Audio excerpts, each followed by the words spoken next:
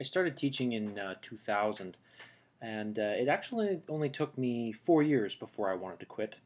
I was almost entirely disenfranchised from the teaching profession. I was very miserable. Would probably summarize kind of what would describe my mindset. I was tired of assigning homework and nagging kids to do it. I was tired of checking for that homework and having the same group of kids do the homework, and they were usually the ones who didn't need to do it in the first place.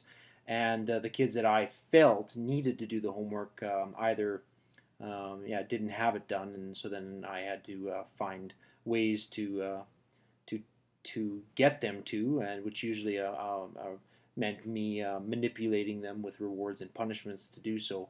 I was tired of marking and grading the kids' assignments. I would spend hours and hours in the evening and filling out these elaborate rubrics that I had developed that I thought would, take me to the assessment graceland, which they never could. They could never do what I asked them to do, the rubrics, that is.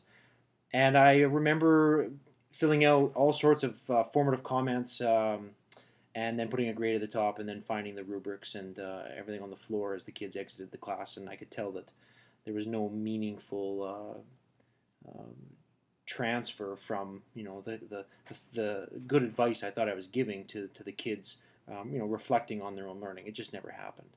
Well, not nearly as often as I would have liked, with the quality I would have liked.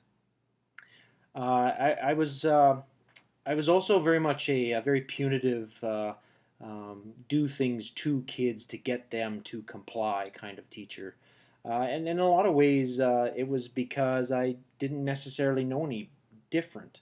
I, I think that we often parent the way we were parented and we teach the way we were taught. Of course, there's always exceptions, but I think that this was true for me when I became a teacher. And so, 4 years into my career, I was ready to perhaps call it quits. And I remember going home to speak to my wife, and I remember going to speak to my friends and even my parents.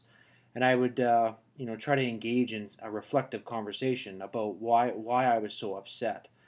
And instead of quitting, I actually ended up deciding to look for solutions. And I remember Googling something to do with school without grades, or assessing without marks, or I was looking for something to change how I was assessing.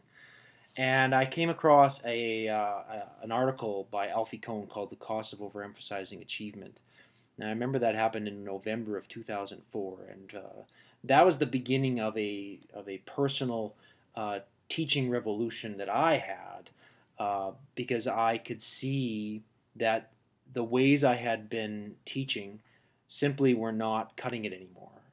They never were, and I think that was at the source of my disgust in the teaching profession at the time, because I knew that I wanted to help kids, and I could see that I wasn't being very successful.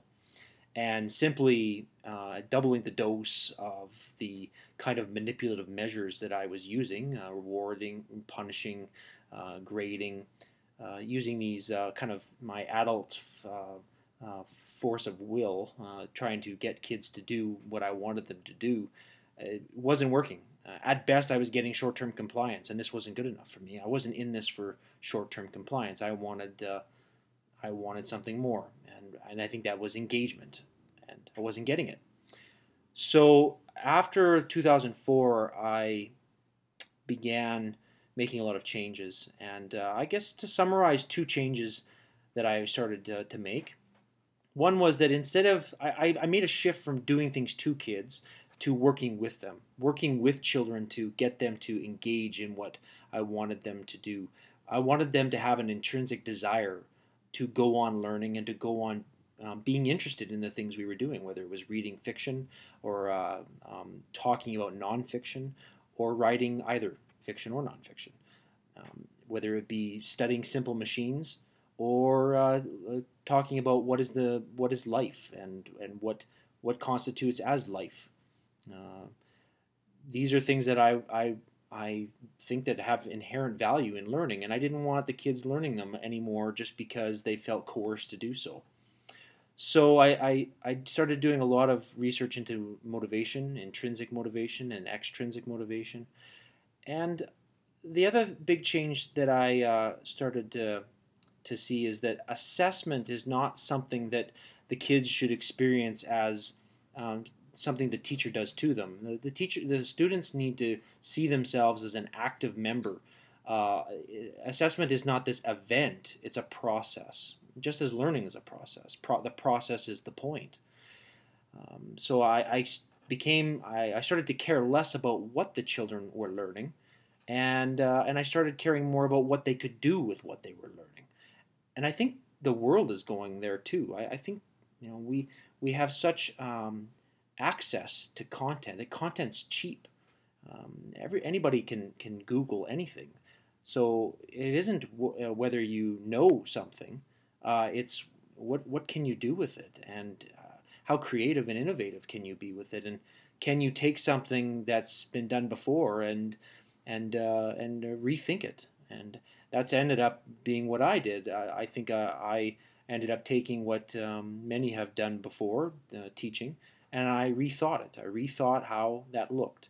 And so I shifted away from the summative types of assessments that you would normally see in school, like multiple choice tests, fill in the blank worksheets. And I started to see learning as something that had to happen in a context and for a purpose. And while that was happening, I started to see the kids engage more. They started to be more interested in what we were learning, and they were started to actually begin asking their own questions.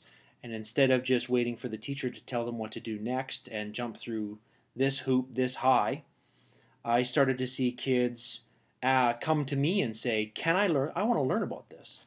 And I could see that the way I was changing the learning environment had a remarkable effect on the children's learning.